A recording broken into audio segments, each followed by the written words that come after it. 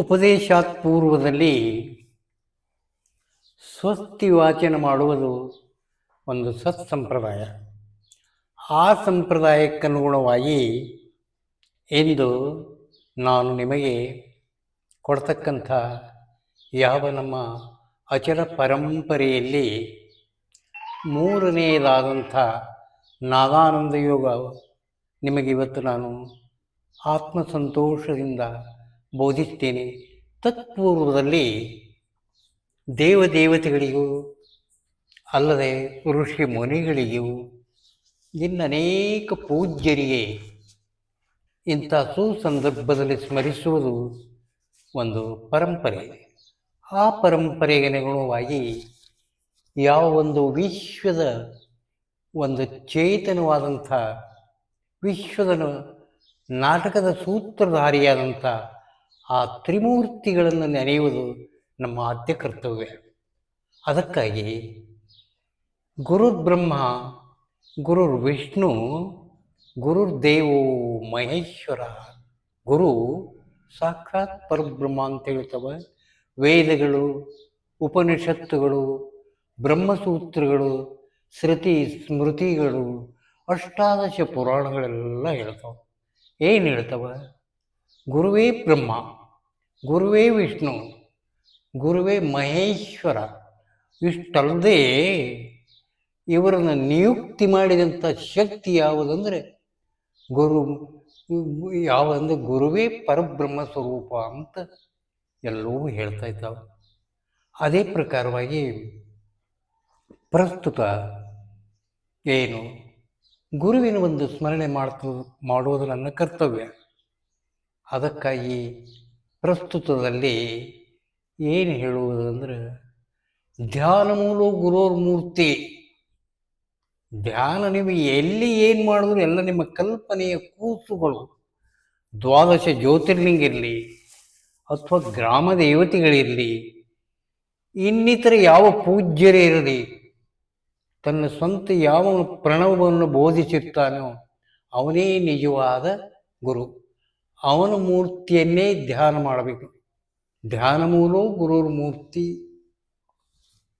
ಪೂಜಾ ಮೂಲ ಗುರುರ್ ಪಾದ, ಮಂತ್ರ ಮೂಲ ಗುರುರ್ ವಾಕ್ಯ, ಮುಕ್ತಿ ಮೂಲ ಗುರುರ್ ಕೃಪೆ. ಗುರು ಕೃಪೆಯಾದರೆ ಸುಖಕ್ಕೆ ವಿಳಂಬವೇ ಇಲ್ಲ. ಯಾಕೆ ಇಷ್ಟು ಕಷ್ಟಪಡ್ತೀರಿ ಅಂದರೆ ಗುರು ಕೃಪೆನೇ ಇಲ್ಲ ನಿಮಗೆ. ಹೇಗೆ ಮೀನ ಮಚ್ಚಿ ಮರಿ ನ್ಯಾಯ ಅಂತ ಬರ್ತದೆ. ಮೀನು ನೀರಾಗ ಹರಿತಿರ್ತದೆ. ಅದು ತತ್ತಿ ಬಂದು ಒಂದು ಕುಳ್ಳಿ ಎಲ್ಲಿ ಇಡಬೇಕದು? ಗೂಡು ಕಟ್ಟದ, ಅದಕ್ಕೇನು ಮನಿ ಅದ? ಮೀನಿ ಏನು ನೀರು ಹರಿದೇ ಹರಿತಿರ್ತದೆ. ಎಲ್ಲೇರಿ ಒಂದು ದಂಟಿನ ಚೂರ ಅಥವಾ ಕಲ್ಲಿನ ಇದಕ್ಕೆ ಅದು ತನ್ನ ಶರೀರದೊಳಗಿನ ಜಿಗಿ ಹಚ್ಚಿ ಅದಕ್ಕೆ ತತ್ತಿ ಇಟ್ಕೆ ಹೋಗಿಬಿಡ್ತದೆ. ಆಯ್ತು, ಅದು ಗೊತ್ತೇ ಇಲ್ಲ. ಮುಂದೆ ಎಷ್ಟೋ ನೂರಾರು ಕಿಲೋಮೀಟರ್ ಹೋದ್ಬಳಕ್ಕೆ ಕಾಲಕ್ರಮೇಣದಲ್ಲಿ ಅದಕ್ಕೇನಾಗ್ತದೆ, ಮಕ್ಕಳ ಮೇಲೆ ಅಪೇಕ್ಷೆ ಆಗ್ತದೆ. ಅಲ್ಲಿ ಅಪೇಕ್ಷೆ ಆದರೆ ಇಲ್ಲಿ ತತ್ತಿ ಒಳಗೆ ಮರಿ ಹೊರಗೆ ಬಂದಿರ್ತಾವೆ. ಕಾರಣ ನಿಷ್ಕಲ್ಮಶ ಪ್ರೇಮ ಮೀನಿನ. ಹಾಗೆ ಗುರುವಿನ ನಿಷ್ಕಲ್ಮಶ ಪ್ರೇಮ ನೀವು ಪಡಿಬೇಕಾದ್ರೆ ಗುರುವಿನನ್ನು ಸತತ ನೀವು ಇದು ಮಾಡಬೇಕು. ತಿಳಿದಿಲ್ಲ, ನಾಟಕದ ಪಾತ್ರ ಅಲ್ಲ ಇದು, ನಿಜವಾದದ್ದು. ಏನು ವಾಸ್ತವವಾದದ್ದು ಯಾವುದು? ಮಂತ್ರಕ್ಕೆ ಏನ್ಯಾಕೆ ಹೇಳಿದ್ವಿ ಇವತ್ತು ಮಂತ್ರ? ಇದು ಮಂತ್ರಿ ಅಂದ್ರೆ ಅದನ್ನು ಮಂತ್ರ ಹೂ ಅನ್ನುವಂಥ ಸಾಮರ್ಥ್ಯ ನಮ್ಮಲ್ಲಿರಬೇಕು. ಅದೇ ಅಂಗ್ರಿ ಇದ್ರಾಗ ಇಲ್ಲಲ್ಲ, ನೀವು ಎಲ್ಲಿದ್ದೀರಿ ತಂದು ಹೇಳ್ತೀರಿ ಅಂದ್ರೆ ಬರೋದ್ರ. ಮಂತ್ರ ಮೂಲ ಗುರುರ್ ವಾಕ್ಯ, ಗುರುವಾಕ್ಯವೇ ಮಂತ್ರ. ಐನಿ ನಾವು ತೋಳಿ ಮಗನೇ, ಅದು ಯಾವ ಪ್ರಣವ ತಿಳ್ಕೊತಾನ ಅವನಿಗೆ ಮುಕ್ತಿ. ಅದು ಪಂಚಾಕ್ಷರಿನೂ ಅಲ್ಲ, ಷಡಕ್ಷರಿನೂ ಅಲ್ಲ, ಅಷ್ಟಾಕ್ಷರಿ ಅಲ್ಲ, ದ್ವಾದಶಾಕ್ಷರಿ ಅಲ್ಲ, ತ್ರಯಾಕ್ಷರಿ ಅಲ್ಲ. ಸುಳಿ ಮಗನೈತಿ ಬೈತಾನವ. ಎಲ್ಲಿ ಬಂದಾನವ? ಆಗುದಿಲ್ಲ. ಯಾಕಂದ್ರೆ ಮಂತ್ರಕ್ಕೆ ಮೂಲ ಗುರು ವಾಕ್ಯವೇ. ಅವ ಏನಕ್ಕನಲ್ಲ. ಯಾಕಂದ್ರೆ ನಿಮಗೊಂದು ಉದಾಹರಣೆ ಹೇಳ್ಬೇಕಂದ್ರೆ, ಯಾರು ನಮ್ಮ ಅವ್ರ ಹೆಸರೇ ಬರೋದ ಲೋಪ, ಅವ್ರ ಗುರುಗಳು ಹೆಂಗಿದ್ರು ಅಂದ್ರೆ ನವ್ರು ನಾಗಲಿಂಗರು. ನಾಗಲಿಂಗಜ್ಜರು. ನಾಗಲಿಂಗ ಅಂತ ಹೊಟ್ಟೆ ಚೀಟಿಲು ಓಡ್ ಹೋಗಿ ಸಮಗಾರ ಭೀಮವನ್ ಮನೆಗೆ ಹೋಗಿ ಬಿಡವ. ಹೋಗಿ ಆಕಿ ಮದಿ ಇವೆಲ್ಲ ತೆಗೆದು ಕುಡಿದು ಬಿಡ್ತಿದ್ದ, ಗಟ್ ಗಟ್ ಗಟ್ ಗಟ್ ಗಟ್ ಕುಡಿದು ಬಿಡ್ತಿದ್ದ. ಇನ್ನೊಬ್ರಿಗೆ ಏನು ಭಾವನೆ ಆಯ್ತು ನಾಡು ಕುಡಿದ್ನಂದ್ರೆ ಆಯ್ತು ಹೆಕ್ಕಿಲೆ ಹೊರಗೆ ಬಂದ್ಬಿಡ್ತಿದ್ದ ನವ್ರಿಗೂ ನಾಗಲಿಂಗಂತ. ಯಾವ ವಯಸ್ಸಿನಾಗ? ಯಾವ ವಯಸ್ಸಿನಾಗ? ಸಣ್ಣವಿದ್ದಾಗೆ ಅವಾಗೆ ಗುರುಕೃಪೆ ಆಗಿತ್ತು ಅವನಿಗೆ. ಅವ ಆರೂಢ ಸ್ಥಿತಿಯಲ್ಲಿದ್ದ. ಹೌದು. ಅವು ಮನೆಯಲ್ಲಿ ಅಕಸ್ಮಾತ್ ಟೈಮ್ ಆಯ್ತಂದ್ರೆ ಆಕೆ ಮನೆಗೆ ಪೂಜೆ ಮಾಡ್ತಿದ್ದ ಲಿಂಗ ತೇಳಿ ತೊಳೆದು ಬಳೆದು ವಿಭೂತಿ ಎಲ್ಲ ಆಕೆ ಮನೆ ಸುಮ್ಮನೆ ಬಿಡ್ತದೆ. ಆಕೆ ಸಮಗಾರಕ್ಕೆ ಆಕಿ ಮಾಂಸಾಹಾರಿ, ಪ್ರತಿನಿತ್ಯ ಮಾಂಸ ಬೇಕಾಕಿ. ಅದು ಮಾಡಿ ಇಟ್ಟಿದ್ದಂದು ಹಸು ಆಯ್ತು ತಿಂದು ಬಿಡವ. ಅದು ಇದ್ದು ಏನು ಹಾಕಿರಂತ. ನಾಗಲಿಂಗರು ಜಗತ್ತು ಪೂಜ್ಯರಾಗಿ ಹೋದರು. ಕಾರಣ ಅಲ್ಲಿ ದೃಢ ಸಂಕಲ್ಪ. ನಮಗೆ ಫಲ ಕೊಡೋದೇನು? ವೇದಗಳು ಕೊಡುವುದಿಲ್ಲ, ಉಪನಿಷತ್ತುಗಳು ಕೊಡುವುದಿಲ್ಲ, ಬ್ರಹ್ಮಸೂತ್ರಗಳು ಕೊಡುವುದಿಲ್ಲ, ಶ್ರುತಿ ಸ್ಮೃತಿಗಳು ಕೊಡುವುದಿಲ್ಲ, ಅಷ್ಟಾದಶ ಪುರಾಣ 18 ಪುರಾಣಗಳು ಕೊಡುವುದಿಲ್ಲ. ಯಾರು ಕೊಡ್ತಾರೆ? ಗುರು ಕೊಡ್ತಾನೆ. ಹೆಂಗೆ ಕೊಡ್ತಾನೆ? ಯಾವನಲ್ಲಿ ಆ ಗುರುವಿನ ಕೃಪೆ ಆಕರ್ಷಿಸುವ ಸಾಮರ್ಥ್ಯದವರು. ಯಾಕಂದ್ರೆ ವಿದ್ಯುತ್ತು ಧನ ವಿದ್ಯುತ್ ಋಣ ವಿದ್ಯುತ್ ಎರಡವ. ಧನ ವಿದ್ಯುತ್ ಆಕರ್ಷಿಸ್ತದ, ಋಣ ವಿದ್ಯುತ್ ಚಿಮ್ಮುತ್ತದೆ ಹೊರಗೆ. ಯಾರಲ್ಲಿ ಧನ ವಿದ್ಯುತ್ ಅದವೋ ಅದು ಗುರುವಿನ ಸಾಮರ್ಥ್ಯ ಹೇಳಲಿಲ್ಲ ಅಂದ್ರೆ ಅವನಿಗೆ ಬರ್ತದೆ. ಅದು ಪಡ್ಕೊಳ್ಳೋ ಕರ್ತವ್ಯ ನಿಮಗೆ ಬಿಟ್ಟಿದ್ದು. ಯಾಕಂದ್ರೆ ನಾನು ಹ್ಯಾಂಗೋ ಕಾಣ್ತೀನಿ ನಿಮಗೆ. ಇರಲಿ, ಇಲ್ಲಿ ಶರೀರ ಸಿನಿಮಾ ಮಾಡ್ಲಿಕ್ಕೆ ಶೂಟಿಂಗ್ ಬಂದಿಲ್ಲ. ಯಾಕಂದ್ರೆ ಈಗೊಮ್ಮೆ ಇಲ್ಲಿ ಕುರುಬರು ದೇವರದ ಪೂಜೆ ಆಗಿ ಹೋಯ್ತು. 100-200 ಮಂದಿ ಕೂಡಿ ಹೋದರು. ಯಾಕೆ ಬಿಟ್ರಿ ಅಂದ್ರೆ ಅವ್ರ ಮಂದಿಯಾಗ ಶೋಭಿಸೋದ್ರದ್ದು ಬಿಟ್ಬಿಟ್ರಿ. ನನಗೆ 8 ದಿವಸ ಹಚ್ಚಕ್ಕೆ ಹೇಳಿ ಬಂದಿದ್ರಿ, 8 ದಿನ ಸುಮ್ಮನೆ ತಿರ್ಕೋತ ಬಿದ್ದಿಲ್ಲಿ ಮಾದೇವ್ರ ಮನ್ಯಾಗ. ಈಗ ಬರ್ತಾರ, ಈಗ ಬರ್ತಾರ, ಈಗ ಬರ್ತಾರ, ಇಲ್ಲ. ಇನ್ನೂ ದೂರ ಇರೋದು ಚಲೋ. ಗುರುಗಳೇ ಸಾಕು ನಮಗೆ. ನಿಮ್ಮ ನೀಗದಲ್ಲ ಚಲೋ, ಏನು ಚಿಂತೆ ಇಲ್ಲ. ಬಾವಿಯೊಳಗೆ ಬಿದ್ದಾಗ ಆತ್ಮಹತ್ಯೆ ಮಾಡ್ಕೊಳಕ್ ತಯಾರಾಗಿವಿ. ನೀರು ತಣ್ಣಗವ ಬೆಚ್ಚಗವತ್ತು ಬಟ್ಟಿಟ್ಟು ನೋಡ್ಕೊಂಡ್ರೆ ಹೆಂಗೆ? ಹೊಳಿ ಹಾರ್ಬೇಕಂತ ಹೊಂಟಿವಿ, ಹೌದಲ್ರಿ? ತಣ್ಣಗವೋ ಏನು ಬೆಚ್ಚಗವೋ, ಬೆಚ್ಚಗವೋ ಏನು ತಣ್ಣ, ಅದ್ಯಾಕೆ ಹರ್ಕತ್ತಾಗೆ ಬೆಚ್ಚಗೆ ಹಾಕಿರಲು ತಣ್ಣಗೆ ಹಾಕಿರಲು ಆರೋದು ಒಂದೇ ಕೆಲಸದಲ್ಲ. ಹಾಗೆ ಒಮ್ಮ ಬಂದಿರಿ ಇಲ್ಲಿ ಗುರುವಿನ ಬಲ್ಲಿ, ಅದು ಹ್ಯಾಂಗೆ ಹಾಕಿರಲ್ಲ. ಅವ ಗುರು ಅಷ್ಟಾವಕ್ರ ಮುನಿ ಅಂದರೆ ಜನಕರಾಜನ ಆಸ್ಥಾನದಲ್ಲಿ ಅಷ್ಟಾವಕ್ರ ಮುನಿಗಳು ಹೊಲಸನ ಆರ್ತಿದ್ದ. 8 ಡೊಂಕ ಒತಾಟಿ ಸುದ್ದಿಲ್ಲ ಅಂಥವನಿ ಜನಕರಾಜ ಬಂಗಾರ ಸಿಂಹಾಸನ ಮೇಲೆ ಕುಂಡ್ರಿಸಿ ಬಂಗಾರ ತಾಟಿನೊಳಗೆ ಪಾದ ಪೂಜೆ ಮಾಡ್ದ. ಸಾವಿರಾರು ಮಂದಿ ಪಂಡಿತರಿದ್ರು. ಎಲ್ಲರೂ ಕೇಳಿದ್ರು, ಏನು ರಾಜ ಇದು ಹೊಲಸು ಹಿಡಿತನ್ನೇನ ಆಸ್ಥಾನ? ಯಾಕದು ಏನು ಇವು ಏನಂತವೋ ತಂದ್ಬಿಟ್ಟು ಇವೇನೋ ಅಥವಲ್ಲೋ ಜನಕ ನೋಡ್ರಿ. ರಾಜ ಗೊತ್ತ ನೀವ ಕಟ್ಟು ಹೊಲಸನ ಆಡ್ತಾನೆ, ಜಳಕ ಮಾಡೋದಿಲ್ಲ. ಯಾರ್ಯಾರು ಮಾಡಿಸ್ಬೇಕು ಅವನಿಗೆ ಜಳಕ? ಯಾರ್ಯಾರು ಉಣಿಸ್ಬೇಕು? ಅರಿವಿ ಯಾರ್ಯಾರೇ ಹಾಕಬೇಕು? ಇವು ಹಂಗೆ ಅಂತವ್ರಿ. ಇವ್ನಿಗೆ ಪಾದ ಪೂಜೆ ಮಾಡ್ತೀವಿ, ಇಂಥವ್ಕೆ ಯಾಕೆ ಕೂಡ ಹಾಕ್ತಿ? ಯಾಕೆ ನೆರೆಸಿ ಉಣ್ಕೋತೀವಿ? ಹಾಕಿ ಹೊರಗೆ ಕಡೆ. ಏಯ್ ನೀ ಆಡ್ಸಿ ಅಣಿದ್ದೇನೋ, ನೀವು ಬ್ರಹ್ಮಜ್ಞಾನ ಹೇಳ್ತೀವಿ. ಬ್ರಹ್ಮಜ್ಞಾನ ಹೇಳ್ಬೇಕಾದ್ರೆ ದಿನ ಹೇಳೋದಿಲ್ಲ. ಏಷ್ಟಿಂದ ಐತಿ ಹೇಳ ಕತ್ತಿ ಮುದುಕಾಗ್ಯಾನವ. ಇನ್ನು ಹೋಗ್ತಾನೆ ಜನಕರಾಜ. ಅವನಿಗೆ ಎಂದು ಮುಕ್ತಿ ಆಗ್ಬೇಕು, ಎಂದು ಜ್ಞಾನ ಆಗ್ಬೇಕು ಅಂತ ಕೇಳೋದು. ನಿತ್ಯವರಾಟ ನೀ ಮಾಡ್ತೀನಿ ಅಂತ ಕೇಳೋದು. ನಾವು ಮಾಡ್ತೀನಿ ನೋಡಿ ಸದ್ನಂದು ಮಾಡಂದ್ರು. ಮಾಡಂದಾಗ ಜನಕರಾಜ ಅಷ್ಟಾವಕ್ರ ಮುನಿಗಳು ಕೇಳ್ತಾರೆ, ರಾಜ ನಿನ್ನ ಕಾರಾಗೃಹದಲ್ಲಿ ಯಾರಾದರೂ ಗಲ್ಲು ಶಿಕ್ಷೆಗೆ ಒಳಪಟ್ಟಾರನ್ನ ಕೇಳ್ದ. ಇವತ್ತೊಬ್ಬರಿಗೆ ಅದರೇ ಎಂದ. ಅವನಿಗೆ ತೊಗೊಂಡು ಬಂದು ತಂದರು. ಇವತ್ತು ನಿನಗೆ ಗಲ್ಲು ಶಿಕ್ಷೆ ಅದ, ನಿನಗೊಂದು ಅವಕಾಶ ಕೊಡ್ತೀನಿ ಅಂದ. ಯಾರು? ಅಷ್ಟಾವಕ್ರ ಮುನಿ. ಜನಕರಾಜನ ಹೇಳ್ದಂಗೆ ಹೂ ಅನ್ನು. ಇವನು ತಲೆ ಮೇಲೆ ಒಂದು ಇದು ಪರಾತ್ ಇಟ್ಟದು ತುಂಬ ಎಣ್ಣೆ ಹಾಕಿ ತಲೆ ಮೇಲೆ ಇಡ್ರಿ, ಅವನಿಗೆ ಕೈ ಬಿಟ್ಬಿಡ್ರಿ. ಅವನ ಒಂದು ಹನಿ ಎಣ್ಣೆ ಚೆಲ್ಲಿದ್ರೆ ಅವನ ಕುತಿ ಕಡ್ದು ಬಿಡ್ರಿ ತಿಳಿಬಿಟ್ಟ. ಅವ ಕೊಟ್ಟ ತಲೆ ಮೇಲೆ ಇಟ್ಟರು. ಊರೆಲ್ಲ ಮೆರೆಸ್ಕೊತ ಬಂದರು. ಒಂದು ಹನಿನೂ ಚೆಲ್ಲಿದ್ದಿಲ್ಲ. ಅವಾಗ ಗಾಬರಿ ಆಗಿಬಿಟ್ರು. ಏನಿದು ಅಂತ ಕೇಳಿದ್ರು, ಇದಕ್ಕೆ ಸ್ಥಿತಪ್ರಜ್ಞತ್ವ ಅಂತಾರ. ಯಾಕೆ ಎಣ್ಣೆ ಯಾಕೆ ಚೆಲ್ಲಿಲ್ಲೋ ಅಂತ ಕೇಳಿದ್ರು, ನನ್ನ ಪ್ರಜ್ಞೆಲ್ಲ ಎಣ್ಣೆ ಮೇಲೆ ಇತ್ತು. ಒಂದು ಹನಿ ಚೆಲ್ಲಿದ್ರೆ ಎಡಕ ಬಲ್ಕೋರು ಬಿಕ್ ಹತ್ತವ್ರು ಹಿಡ್ಕೊಂಡು ಹೊಂಟಾರು, ಕಡಿಬೇಕತ್ತ. ಚೆಲ್ಲಾರ್ದಂಗೆ ಲಕ್ಕಲ್ಲೇ ಇಟ್ಕೊಂಡು ಊರೆಲ್ಲ ಸುತ್ತಿ ಬಂದೇನೆ ಅಂತ ಹೇಳಲ್ಲ. ಹಾಗೆ ನಮ್ಮ ಮನಸ್ಸು ಸ್ಥಿತಪ್ರಜ್ಞತ್ವ ಬಾರದೆ ಎಂದು ಮುಕ್ತಿಯಾಗೋದಿಲ್ಲ. ಸ್ಥಿತಪ್ರಜ್ಞತ್ವ ಅಂದರೆ ಏನು? ಪ್ರಜ್ಞೆ ಸ್ಥಿತವಾಗಿರಬೇಕು. ಗುರುವಿನ ಮೇಲೆ ಅಲ್ಲ, ಗುರುವಿನ ಮೇಲೆ ಮೋಹ ಅತಿಯಾಗಿ ಇಡುವುದು ಸಹಿತ ಅದು ಒಂದು ಮೋಹ. ನಿಮಗೆಲ್ಲ ಬಿಡುವಂತ ಹೇಳಿರ್ತೀನಿ, ಮತ್ತು ಗುರುವಿನ ಮೇಲೆ ಮೋಹ ಅದು ಇಡಬಾರ್ದು. ಎಷ್ಟು ಅಷ್ಟು ಗುರು ಏನು ಹೇಳ್ತಾನೆ ಕೇಳೋದು ಅಷ್ಟು ಬೇಡ. ಇವತ್ತು ಬಂದೇ ಹಾಗೆ ಇರಬೇಕು. ಅದಕ್ಕೇನು ಹೇಳಿದ್ರು, ನಿಮ್ಮಲ್ಲಿ ಎಲ್ಲಪ್ಪ ಇಷ್ಟು ಪಂಡಿತರು ಕೂಡಿರಿ, ಸಾಧ್ಯದನ್ನು ಯಾವರೇ ನಿಮಗೆ ತಲೆ ಮೇಲೆ ಎಣ್ಣೆ ಟಜ್ ಬಿಡ್ತೀನಿ ಬದುಕು ನೀವು ಇಲ್ಲ. ನಿಮ್ಮ ಪ್ರಜ್ಞೆ ಸ್ಥಿತ ಇಲ್ಲ. ಆ ಜನಕನ ಏನು ಮಾಡ್ತೀರಿ? ಪ್ರಜ್ಞೆ ಸ್ಥಿತ ಆಗೋದಿಲ್ಲ. ಅವರ ತಿಳಿಕೆ ಹೋಗಿಬಿಟ್ಟ. ಹಾಗೆ ನಮ್ಮ ಪ್ರಜ್ಞೆ ಸ್ಥಿತವಾಗಬೇಕಾದರೆ ಏನು ಮಾಡಬೇಕು? ಅದು ಯೋಗ ಮುಖಾಂತರದಿಂದ ಮಾತ್ರ.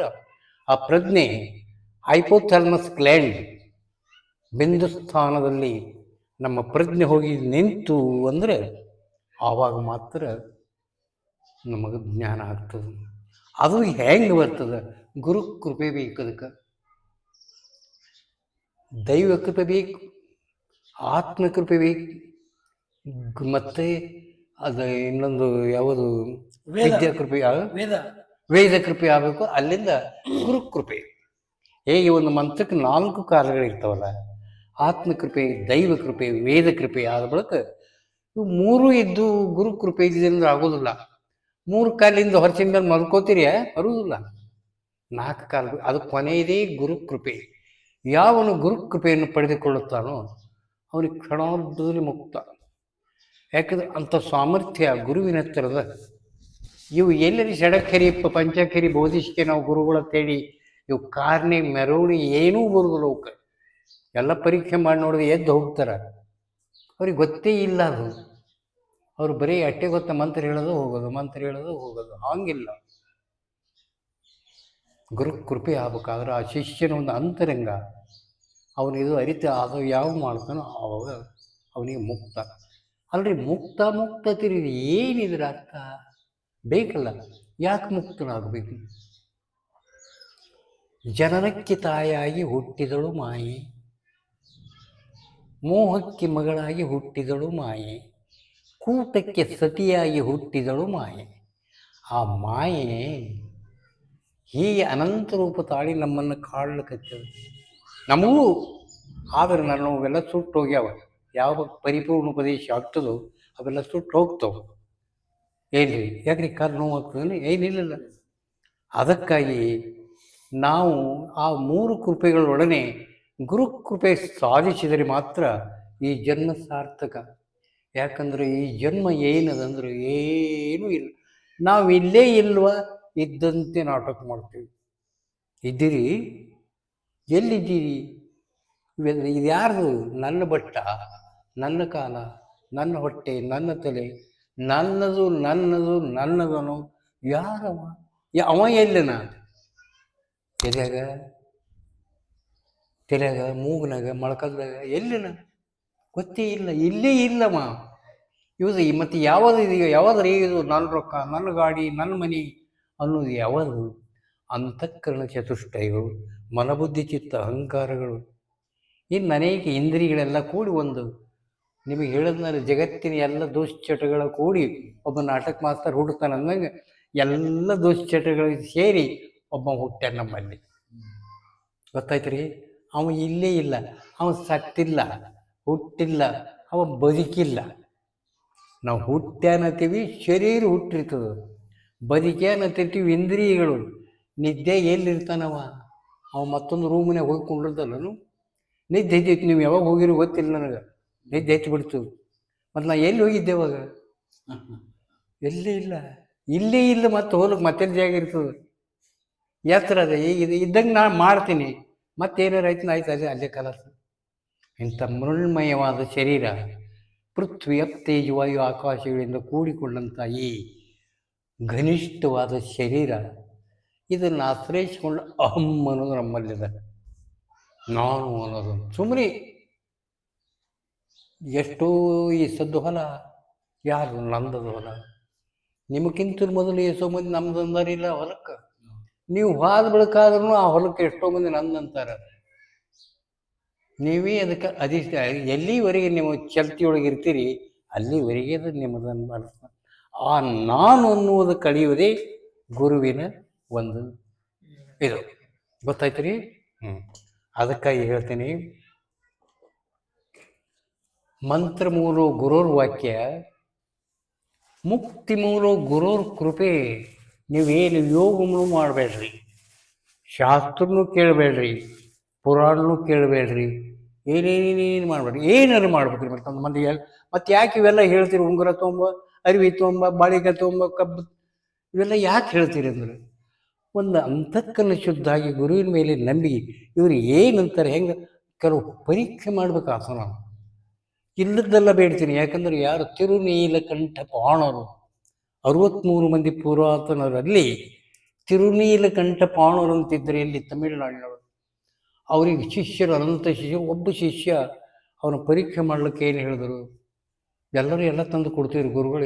ಏಯ್ ಇದು ಯಾರ್ದು ಹುಡುಗಿ, ನಾನು ಹೇಳ್ತೀರಿಯಪ್ಪ ಅಂದು, ಇವತ್ತೊಂದು ದಿನ ಕಳಿಸ್ತೀಯ ಅಂತ ಕೇಳಿಬಿಟ್ರು ಗುರುಗಳು. ಆಲ್ರಿಪ್ಪ ಅಂದರು. ಗೊತ್ತಾದ್ರೆ ನಾ ಹೇಳೋದು ಆಗಲ್ರಿಪ್ಪ, ಹೋಗಿ ಹೊತ್ತ ಆಕೆ ಯಾಕೆ ಅಲ್ಲಿ ಮಾಡ್ತಾನವ. ಆಯ್ತು ಬೇಡ, ನನಗೆ ನಿದ್ದೆ ಎತ್ತಿದ್ರೆ ಕರ್ಕೊಂಡು ಹೋಗೋದು ಬಿಟ್ಟ. ಅಲ್ಲ, ಗುರು ಆಯ್ಕೆ ಹೆಂಡತಿ ಬೀಳ್ತಾರೆ. ಎಲ್ಲಿದ್ದು ಬಂದದ್ದು ಇದು ಅವಿವೇಕಿ ಅಂದ್ರೆ ಏನು ಮಾಡ್ತಾರೆ? ಹಿಡಿದು ಹೊಡೆದ್ರು. ಹೌದಲ್ಲಿ ಶಿಷ್ಯರನ್ನು ಪರೀಕ್ಷೆ ಮಾಡಲು ವರೆದು ತಿರುಗಿ 18 ನಮೂನೆ ಪರೀಕ್ಷೆ ಮಾಡ್ತಾನೆ. ಎಲ್ಲ ಪರೀಕ್ಷೆ ಹೊಡೆದು ಉತ್ತೀರ್ಣ ಆದರೆ ಮಾತ್ರ ಮಾರ್ಕಸ್ ಕೊಡ್ತಾರೆ. ಕ್ಲಾಸ್ 1 ಎಲ್ದಿರಿ ಇಲ್ಲ 33 ಹಾಕಿ ಪಾಸ್ ಆತಾನ. ಈಗ 35 ಹೋಗಿ 33ಕ್ಕೆ ಬಂದದ್ರಿ. 33 ಹಾಕಿ ಒಟ್ಟು ಪಾಸ್ ಅದೇನು CIT ಉಪಯೋಗ ಇಲ್ಲ, ಅವ ಕಲ್ತು ಉಪಯೋಗ ಇಲ್ಲ, ಪಾಸ್ ಒಟ್ಟೆ ಹಂಗಾಗ್ತದೆ. ಹಂಗೆ ಬೇಕಾಗಿಲ್ಲ. ಶಿಷ್ಯರು ಅನಿಸೋದು ನಮಗೆ ಬೇಕಾಗಿಲ್ಲ. ಮುಕ್ತನಾಗಬೇಕು. ಮುಕ್ತ ಅಂದರೆ ಏನು? ತತ್ ತ್ವಂ ಅಚಿ ಪದದ ಅರ್ಥ ವಾಚ್ಯಾರ್ಥದಲ್ಲಿ ಹೇಳಿ ಲಕ್ಷಾರ್ಥದಲ್ಲಿ ತಿಳಿವು ಹಾಗೆ ಮಾಡುವವನೇ ನಿಜವಾದ ಗುರು. ಗೊತ್ತಾಯ್ತು ರೀ? ವಾಚ್ಯಾರ್ಥದಾಗ ಹೇಳಬೇಕಾದದ್ದು. ಯಾಕಂದ್ರೆ ವಾಚ್ಯ ಇಲ್ಲದೆ ನಡೆಯುವುದೇ ಇಲ್ಲ. ಅದನ್ನು ಲಕ್ಷಾರ್ಥದಾಗ ತಿಳಿಬೇಕು. ಲಕ್ಷಾರ್ಥ ಅಂದ್ರೆ ಗೊತ್ತಾಗ್ತದೆ. ವಾಚ್ಯಾರ್ಥ ಲಕ್ಷಾರ್ಥ ಒಂದು ಉದಾಹರಣೆ ಹೇಳ್ರಿ ನೋಡೋಣ. ವಾಚ್ಯಾರ್ಥ ಅಂದ್ರೆ ಹೇಳುವುದು, ಲಕ್ಷ್ಯಾರ್ಥ ಅಂದ್ರೆ ಏನಂತಾರೆ? ವಾಚ್ಯಾರ್ಥ ಅಂದ್ರೆ ಹೇಳೋದು, ಲಕ್ಷಾರ್ಥ ಅಂದ್ರೆ ತಿಳ್ಕೊಳ್ಳೋದಂತಾರೆ. ತಿಳ್ಕೊಳ್ಳೋದ್ರಿ. ಏನು ತಂಬಿ ವಾಚ್ಯಾರ್ಥ ಹೇಳಿದೆ, ನೀವು ತಂಬಿಗೆ ತಿಳ್ಕೊಂಡ್ರೆ ಆಯ್ತನ್ರಿ ಇದು. ಯಾಕೆ ಯಾರಿಗೆ ಗೊತ್ತಿಲ್ಲ ನಾವು ತಂಬಿ, ನಾ ಯಾಕೆ ಕೇಳ್ಬೇಕು, ನೀವು ಯಾಕೆ ತಿಳಿಬೇಕದು? ಅದು ಮೂಲವನ್ನು ಮುಚ್ಚಿಟ್ಟು ಅದರ ಬಗ್ಗೆ ಸುತ್ತ ಕಥನ ಮಾಡಿದಾಗ ಆ ಮೂಲ ಆ ಶಿಷ್ಯನಿಗೆ ತಿಳಿಬೇಕು. ನಮ್ಮ ಗುರುಗಳು ಇದೇ ಹೇಳ್ತಿದ್ದರಂತ. ಈಗ ಉದಾಹರಣೆ ಹೇಳೀನಿ ಸಾಕಷ್ಟು. ಒಂದು ಹುಡುಗಿಲಿ ನಡಿಲಕ್ಕೆ ಬಂದಿತ್ತು, ಮನೆ ಸೊಸೆ ಹೊಸ್ತಾಗಿ ಬಂದಿದ್ಲು. ಅವಾಗ ಈಗಿನಂಗೆ ಘರ್ ಮನೆ ನೀರು ಇದ್ದಿದ್ದಿಲ್ಲ, ನಳ ಇದ್ದಿದ್ದಿಲ್ಲ. ಹೊಳೆ ಹಳ್ಳದಿಂದ ನೀರು ತರ್ತಿದ್ರು. ಆಕೆ ತಲೆ ಮೇಲೆ ನೀರು ಇಟ್ಕೊಂಡು ಚರು ಹೊತ್ಕೊಂಡು ಆ ಹುಡುಗಿ ನೀರು ತರ್ತಿತ್ತು. ಒಬ್ಬಕ್ಕೆ ಹಳೆ ವಯಸ್ಸು ಮುದುಕಿ 70-75. ಆಕೆ ಏನಂದ್ರೆ, ಯಾಕೆ ತಂಗಿ ಎತ್ಕೊಂಡು ಹೊಡೆದು ಕೇಳಿದ್ಲು. ಹೌದಾ, ಈ ಎತ್ತಿಗೆ ಹೋಗಿಬಿಟ್ಲು. ಇಲ್ಲಿ ಏನಾಯ್ತು ಪ್ರಸಂಗ?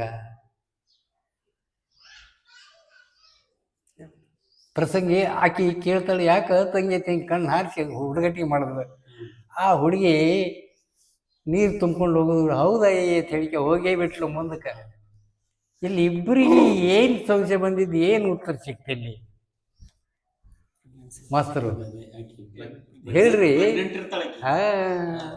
ಆ ಹುಡುಗಿ ಗರ್ಭಿಣಿ ಇರೋದು ಸ್ವಲ್ಪ ಹೊಟ್ಟೆ ಕಾಣಿಸ್ತದೆ. ಈಕಿ ಮುದುಕಿ ಏನು ಮಾಡ್ತಾನೆ, ಮತ್ತೆ ಈಕೆ ಅನುಭವಿಕೊಳ್ಳಲ್ಲ, ಬರೀ ಅದೇ ಕೆಲಸ ಮಾಡಿರ್ತಾಳ. ಆಕೆ ಇರೋದು ಯಾಕೆ ತಂಗಿ ತಿನ್ಕೊಂಡು ಹೊಡಕ್ ಕೇಳ್ದ ಹೊಟ್ಟೆ ಕಡಿ. ಮತ್ತು ಆಕೆಗೂ ಗೊತ್ತಾಯ್ತು ಇದೇ ಕೇಳ್ತಾಳತ್ತೆ.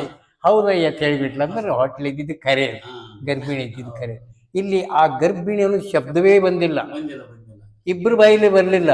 ಆದ್ರೆ ಇಬ್ಬರು ಎಲ್ಲಿ ಕೇಂದ್ರೀಕೃತ ಆಗಿದೆ, ಅಲ್ಲೇ ಗರ್ಭದ ಮೇಲೆ. ಹಾಗೆ ಗುರು ಶಿಷ್ಯರು ತತ್ ತ್ವಂ ಅಸಿ ಮಹಾವಾಕ್ಯದ ಅರ್ಥ ಅರಿಯುವ ಮುಂದೆ ಇಬ್ಬರು ಒಂದೇ ಸ್ಥಳದಲ್ಲಿರಬೇಕು. ಅಲ್ಲಿವರೆಗೆ ಗುರುವಿನ ಕರ್ತವ್ಯ ಅವ್ರನ್ನ ಒಂದೇ ಸ್ಥಳಕ್ಕೆ ತರುವುದೇ ಗುರುವಿನ ಕರ್ತವ್ಯ. ಗೊತ್ತಾಯ್ತು ರೀ? ಅದು ಹೆಂಗೆ ನೀವು ಸಹಕಾರ ಕೊಟ್ರೆ, ನೀವು ಸಹಕಾರ ಕೊಡಲಿ ಒಂದು 2 ದಿನ ಹೋಗಲ್ಬೇಕು, ಮುಂದೆ ನೋಡೋಣ. ಇಲ್ಲಿ ಅದಕ್ಕೆ ಬಂದಾರಿ ಗುರುಗಳು, ಇದಕ್ಕೆ ಸೈದಾಪುರಕ್ಕೆ ಇರಲಿ ಒಂದೆರಡು ಕೆಲಸ ಅದ, ಇನ್ನೊಂದು ಬಂದ ಭೇಟಿಯಾಗ, ಅದು ಆಗೋದಿಲ್ಲ, ಹೋಗೋದಿಲ್ಲ. ಮೊದಲಲ್ಲಿ ಬಾತ್ ಹೇಳ್ತಂದಾಗ ಆಗ್ತದೆ.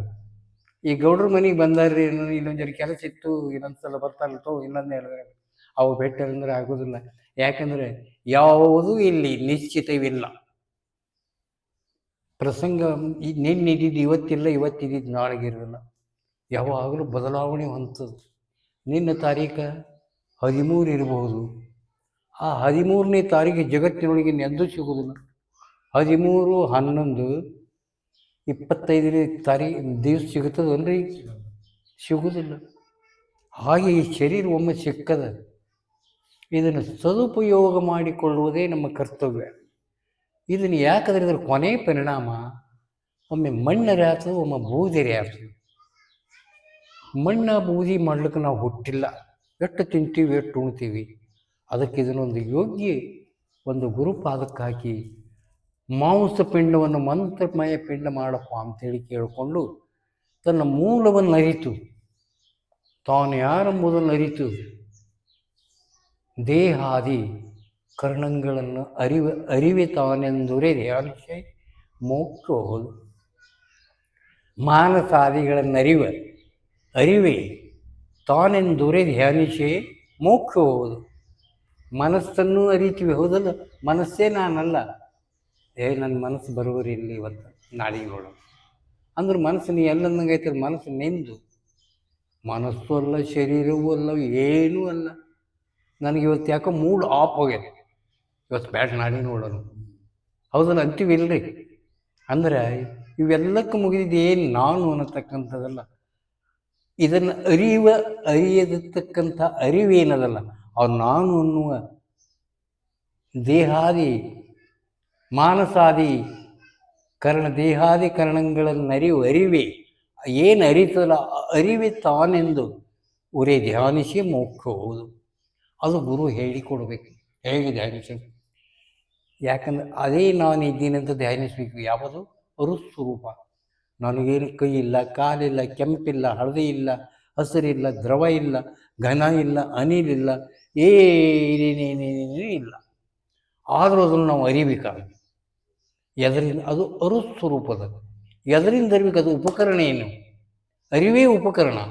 ಅರಿವನ್ನು ಅರಿವಿನಿಂದ ಅರಿಯುವುದೇ ಮುಕ್ತಿ.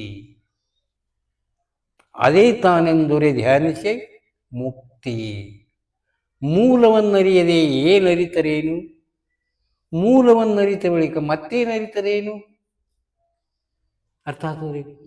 ಮೂಲವಂದ್ರೆ ತನ್ನ ಸ್ವರೂಪವನ್ನು ಅರಿತ ಬಳಿಕ ಏನರಿತು, ಮತ್ತೇನು ತಿಳಿದ್ರೆ ಏನು? ಸ್ವರೂಪದಕ್ಕಿಂತ ದೊಡ್ಡ ಜಗತ್ತಿನೊಳಗೆ ಯಾವುದೂ ಇಲ್ಲ. ಸ್ವರೂಪ ತಿಳಿದ ಬಳಿಕ ಮತ್ತೇನು ತಿಳ್ಕೊಂಡ್ರೂ ಉಪಯೋಗ ಇಲ್ಲ. ಅದಕ್ಕಿಂತ ತೆಳಿಗೆ ಬರ್ತದ. ಗೊತ್ತಾದ್ರಿ? ಅದಕ್ಕಾಗಿ ಇವತ್ತು ಪ್ರಾಸ್ತಾವಿಕವಾಗಿ ಮಾತಾಡೀನಿ. ಏನು? ಮಂತ್ರ ಮೂಲ ಗುರೋರ್ ವಾಕ್ಯ, ಮುಕ್ತಿ ಮೂಲ ಗುರೋರ್ ಕೃಪಾ ಅಂತ ಹೇಳೀನಿ. ಆ ಗುರು ಕೃಪೆ ಇಲ್ಲದೆ ಏನೂ ಸಾಧ್ಯ ಇಲ್ಲ. ಯಾಕಂದ್ರೆ ಹೆಣ್ತಿ ಒಂದು ಕೋಲ್ಯಾಗ ಗಂಡೊಂದು ಕೋಲ್ಯಾಗ ಮಕ್ಕೊಂಡ್ರೆ ಮಕ್ಕಳಾಗೋದಿಲ್ಲ. ವಾಸ್ತು ದೋಷ. ಅರ್ಥ ಆಗ್ತದಲ್ರಿ? ಗಂಡ ಹೆಂಡರು ಒಂದೇ ಕೋಲಿಯೊಳಗೆ ಮಲ್ಕೊಂಡ್ರೆ ಮಕ್ಕಳಾಗ್ತಾವ. ಆಕೆಗೆ ಮಾರಿ ಇವ ನೋಡ್ಲಿಕ್ತಾ ಇರಲಿ, ಇವನು ಮಾರಿ ಆಕೆ ನೋಡಿ ಯಾವತ್ತು ಹಿಂಗ ಮಕ್ಕಳಾಗೋದಿಲ್ಲ. ಹೇಗೆ ಇಲ್ಲಿ ಅವಿನಾಭಾವ ಸಂಬಂಧ.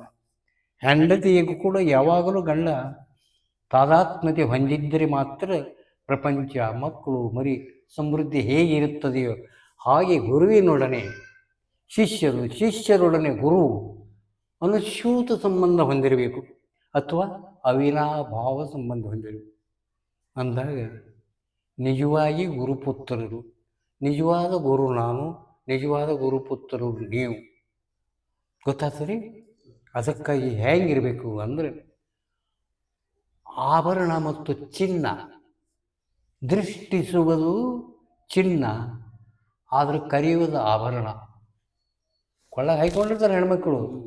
ನಾವು ಎಂದರೆ ಅದಕ್ಕೆ ಬಂಗಾರ ಹಾಯ್ಕೊಂಡವ್ರು ಕೊಳ್ಳಾಗ ಅಂದೀವೇನು? ಆ ಆಭರಣ, ಅದರ ಆಕೃತಿ ಮೇಲಿನ ಬರೀ ಆಭರಣದ ಹೆಸರು ಹೇಳ್ತೀವಿ.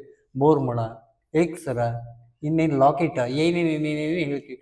ಆದ್ರೆ ನೋಡುವುದು ಬಂಗಾರೆ ಅನ್ನೋದು ಮಾತ್ರ ನಾಮರೂಪಗಳಿಂದ ಕೂಡಿದ ಒಂದಿದು. ಅದು ನಾಮರೂಪ ಪತ್ತರ ಮನೆಗೆ ಹೋದ ಕರ್ಗಿಸಿ ಗುಂಡು ಮಾಡಿಬಿಡ್ತಾನೆ, ಹೋಯ್ತದ ಎಲ್ಲಿ ಹೋಯ್ತು. ನಾಮರೂಪ ಹೋಗಿ ಉಳಿದ ಉಳುಮೆಯೇ ತಾನು. ಯಾವಾಗ ಬಂಗಾರದ ಪತ್ತರ ಮನೆ ಹೋಗಿ ನಾವು ಎಲ್ಲ ಕೂಡಿಸಿವ ಇದು ಮಾಡಿ ಕರಿಗೆ ಒಂದು ಗುಂಡು ಮಾಡಿ ಕೊಡ್ತಾನೆ. ಆ ನಾಮರೂಪ ಎಲ್ಲಿ ಅದು ಕಾಲ್ಪನಿಕ, ಕಲ್ಪನೆ ಆಕಾರ. ಹಾಗೆ ಜಗತ್ತು ಕಾಲ್ಪನಿಕ. ಇದು ಒಮ್ಮೆ ಹೋಗ್ತದೆ, ಒಮ್ಮೆ ಬರ್ತದೆ. ಒಮ್ಮೆ ರಾತ್ರಿ ಆಗ್ತದೆ, ಒಮ್ಮೆ ಹಗಲು ಇರ್ತದೆ, ಒಮ್ಮೆ ಮುಂಜಾನೆ ಈಗಿಲ್ಲ, ಈಗಿನ ನೆಲತಾಸಿಗೆ ಇರೋದಿಲ್ಲ. ಹಾಗೆ ಏನದ ಅದನ್ನು ಎಲ್ಲ ಇದರ ಸೃಷ್ಟಿ ರಹಸ್ಯ ಎಲ್ಲವನ್ನು ಗುರುವಿನಿಂದ ಅರಿತು ಆ ಗುರುವಿಗೆ ಶರಣಾಗತರಾದಾಗ ಮಾತ್ರ ಮುಕ್ತಿ.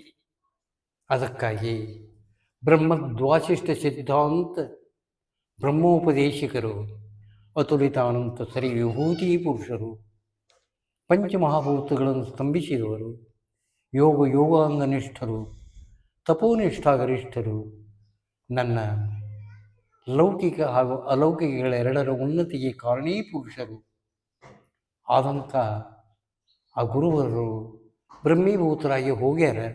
ಆದರೂ ಅವರ ಕಲಿತ ವಿದ್ಯೆ ನನ್ನಲ್ಲಿ ಸಂಪೂರ್ಣದ. ಆ ವಿದ್ಯೆಯನ್ನು ನಾನು ನಿಮಗೆ ಇವತ್ತು ಬೋಧಿಸ್ತಾ ಇದ್ದೇನೆ. ಆ ಗುರುವಿಗೆ ನಾನು ಹಂಸ ಪಂಚಾಕ್ಷರ ಪಂಚಸ್ಥಲ ಸಮೇತ ಸಾಕಷ್ಟು ಸಲ ವಂದಿಸ್ತಾ ಇದ್ದೇನೆ. ಯಾಕಂದರೆ ಅದೇ ವಿದ್ಯೆ ನಿಮಗೆ ಕೊಡ್ತಾ ಇದ್ದೇನೆ. ನಾನೇನು ಸ್ವಂತ ತಯಾರು ಮಾಡೀನಿ ಈ ವಿದ್ಯೆ. ಅದಕ್ಕಾಗಿ ಅದೇ ರೀತಿ ನಾನು ಮುಕ್ತನಾಗಲು ಅಂತರಾತ್ಮ ಸ್ಥಿತಿಯಲ್ಲಿದ್ದೆ. ನನ್ನ ಆತ್ಮಕ್ಕೆ ಈ ದೇಹವೆಂಬ ನೆರೆದೋರಿ ಅವರೂ ಭ್ರಮೀಭೂತರಾಗಿ ಹೋದಂಥ ನನ್ನ ತಾಯಿ ತಂದೆಗಳನ್ನು ಈ ಸುಸಮಯದಲ್ಲಿ ಸ್ಮರಿಸುತ್ತಾ ಇದ್ದೇನೆ. ಅದೇ ತಿರುನಾಗಿ ಕ್ಷೇತ್ರಾಧಿಪರ ಅಂತ ಇಲ್ಲಿ ಯಾರು ನನಗೆ ಗೊತ್ತಿಲ್ಲ. ಕ್ಷೇತ್ರಾಧಿಪರು ಯಾರು ಇಲ್ಲಿ? ಯಾವ ದೇವರು ಪ್ರಮುಖ? ಅಂಬಾಮಹೇಶ್ವರಿ. ಹಾಂ, ಉಮಾಮಹೇಶ್ವರಿ. ಅಂಬಾಮಹೇಶ್ವರಿಗೂ ನನ್ನ ಅನಂತ ನಮಸ್ಕಾರಗಳನ್ನು ಹೇಳಿ ಇಲ್ಲಿ ಕೂಡಿದ ಎಲ್ಲ ಬಳಗಕ್ಕೂ ನನ್ನ ಅನಂತ ಶುಭಾಶೀರ್ವಾದಗಳನ್ನು ಹೇಳಿ ಇಂದಿನ ಯಾವ ನಮ್ಮ ಅಚಲ ಪರಂಪರೆಯಲ್ಲಿ ಇರತಕ್ಕಂಥ ಮೂರನೆಯ ಯೋಗ, ಈಗಾಗಲೇ ಸಾಂಖ್ಯ ಯೋಗ ಹೇಳೀನಿ, ಎರಡನೇದಾಗಿ ತಾರಕ ಯೋಗನೂ ಹೇಳೀನಿ. ಅದನ್ನು ಎಷ್ಟು ಮಾಡಿರೋ ಎಷ್ಟು ಬಿಟ್ಟಿರೋ ನಿಮಗೇ ಬಿಟ್ಟಿದ್ದು. ಇನ್ನು ಮೂರನೇದ್ದೇ ನಾದಾನಂದ ಯೋಗ. ಇದು ಶೀಟ್ ಇದ್ದಂಗೆ, ಕಾಮನ್ ಎಂಟ್ರೆನ್ಸ್ ಟೆಸ್ಟ್. ಯಾಕೆ ಅದ್ರ ಕುಂಡಲಿ ಯೋಗ ಕೂಡಿಸ್ಬೇಕಾದ್ರೆ ನಾದಾನಂದ ಯೋಗದೊಳಗೆ ಯಾರು ಇದು ಬರ್ತಾರೆ, ನಿಗದಿತ ಅಂಕಗಳನ್ನು ಯಾವ ಪಡಿತಾನೆ ಅವನಿಗೆ ಮಾತ್ರ ಅರ್ಹತೆ. ಅವ್ರಿಗೆ ಹೇಗೆ ನೌಕರಿ ತಗೋತಾರಲ್ಲ ಹಾಗೆ ಕುಂಡಲಿ ಯೋಗ ಕೂಡಿಸೋಕೆ ಬರ್ತದೆ. ಇದರೊಳಗೆ ಯಾರು ಫೇಲ್ ಆಗ್ತಾರೆ ಅವರಿಗಿಲ್ಲ, ಆರ್ಡರ್ ಬರೋದಿಲ್ಲ, ಪರೀಕ್ಷೆ ಮಾತ್ರ ಇರ್ತದೆ. ಅದಕ್ಕೆ ಪರೀಕ್ಷೆಗಾಗಿದೆ ಎಂಟ್ರೆನ್ಸ್ ಮಧ್ಯಂತರ ಪರೀಕ್ಷೆ ಅಂತಾರೆ. ಇದಕ್ಕೆ ಯೋಗದ ಸ್ಥಾನಮಾನ ಇಲ್ಲ, ಇದು ಬರೀ ಪರೀಕ್ಷೆ. ನಾದಾನಂದ ಯೋಗ ಅಂದರೆ ಗೊತ್ತಾಗ್ತದಲ್ಲ, ಅಥವಾ ಪಂಚಾಕ್ಷರಿ ಬೋಧೆ ಅಂತಾರಲ್ಲ. ಪಂಚಾಕ್ಷರಿ ಬೋಧೆ ನಂತರ ಹಂಸ ಪಂಚಾಕ್ಷರಿ ಬೋಧೆ ಅಂತಾರೆ. ಇದಕ್ಕೆ ಏನಪ್ಪ ನಿನಗೆ ಗೊತ್ತಾ? ಇದಕ್ಕೆ ನಾದಾನಂದ ಯೋಗ ಅಂತ ಕರೀತಾರೆ. ಯಾಕೆ ನಾದಾನಂದ ಯೋಗ? ನಾದದಿಂದಲೇ ಜಗತ್ತು. ನೀವು ಏಕಾಂತ ಕೊಂಡಿರ್ತೀವಿ, ಒಳಗೆ ಹೋದ್ರೆ ಅಲ್ಲೊಂದು ನಮ್ಮನ್ನು ಗೋವ ಸಪ್ಪಳು ಬರ್ತೀಯದ. ಕಿವಿ ಕಣ್ಣು ಮುಚ್ಕೊಂಡ್ರೆ ತೀರ ಸಪ್ಪಳು ಬರ್ತದೆ. ಅಂದರೆ ಈ ಬ್ರಹ್ಮಾಂಡ ಹಂಗೆ ಒದರ್ತಾನೆ ಅದ. ಮೂಲ ನಾದದ ಹೋಗೇ ಇಲ್ಲ. ಇಷ್ಟು ಜಗತ್ತು ಮುಂದುವರಿಬೇಕಾದ್ರೆ ನಾದವೇ ಕಾರಣ. ಯಾಕಂದ್ರೆ ಇದು ನಾದ ಇಲ್ಲ, ಇದು ಸಪ್ಪಳೆ ಇಲ್ಲ, ಮತ್ತೆ ಇದೇ ಇದ್ರೆ ನಿಮಗೂ ನಮಗೂ ಸಂಬಂಧ ಇಲ್ಲ. ಯಾಕಂದ್ರೆ ಇರುವಿ ಕೆಂಪಿರು ಇರ್ತದೆ ನೋಡಿದ್ರೆ ಸಾಲು ಹೋಗ್ತಿರ್ತವ. ಅವಕ್ಕೂ ಸಹಿತ ಅವರದೇ ಆದ ಒಂದು ಭಾಷೆ ಅದು. ನಮ್ಮ ಯಾವ ವಿಜ್ಞಾನದ ಆವಿಷ್ಕಾರಗಳಿಗೆ ಆ ಧ್ವನಿ ಸಿಕ್ಕಿಲ್ಲ. ಅವು ಒಂದಕ್ಕೊಂದು ಕೆದರಿ ಬಂದೊಂದು ಮಾತಾಡ್ತಾವ. ಆ ಕಡೆ ಹೋಗಿ ಈ ಕಡೆ ಹೋಗು, ಅಲ್ಲಿ ಹೋಗು, ಇಲ್ಲಿ ಹೋಗುತ್ತವು. ನೋಡಿರ್ಬೇಕು ನೀವು ಇರೋ ಸಾಲತ್ತದಾಗ. ಹಾಗೆ ನಮ್ಮ ನಿಮ್ಮನ್ನು ನಡುವೆ ಸಂಪರ್ಕ ಇರಬೇಕಾದ್ರೆ ಧ್ವನಿನೇ ಕಾರಣ. ಇದೇ ಎಲ್ಲ ಕೆಡಿಸೋದನ್ನು ಇದೇ, ಒಳ್ಳೇದು ಮಾಡೋದನ್ನು ಇದೇ. ಇದರಿಂದಲೇ ಜ್ಞಾನ, ಇದರಿಂದಲೇ ಅಜ್ಞಾನ, ಇದರಿಂದಲೇ ವಿವೇಕ, ಇದರಿಂದಲೇ ಅವಿವೇಕ. ಅದಕ್ಕೆ ನಾದ. ಈ ನಾದ ಎಲ್ಲಿದ? ಜಗತ್ತಿನ ತುಂಬ ಅದ. ಆದರೆ ವಿಂಗಡಿಸಿ ಕೇಳಲಿಕ್ಕೆ ಬರೋದಿಲ್ಲ. ಅದಕ್ಕೆ ವಿಂಗಡಿಸಿ ಕೇಳಬೇಕಾದ್ರೆ ಏನು ಮಾಡಬೇಕಾದ್ರೆ ಗುರು ಸೂತ್ರದಂತೆ ನಡೆದಾಗ ದಶವಿಧ ನಾದಗಳು ಅಲ್ಲಿ ನಮ್ಮ ತಲೆಯೊಳಗೆ ತನ್ನಿಂದ ತಾನೇ ಬರ್ತಾವೆ. 10 ವಿಧ ನಾದವು ಒಂದೇ ನಾದ ಹೋಗಿ 10 ವಿಧವಾಗ್ಯದ.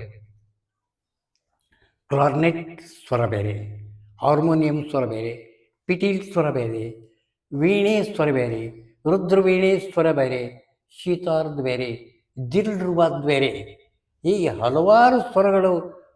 ಸ್ವರ ಒಂದೇ ಹಲವಾರು ನಮೂನು ಸೌಂಡ್ ಬರ್ತದಲ್ಲ, ಹೌದಲ್ರಿ?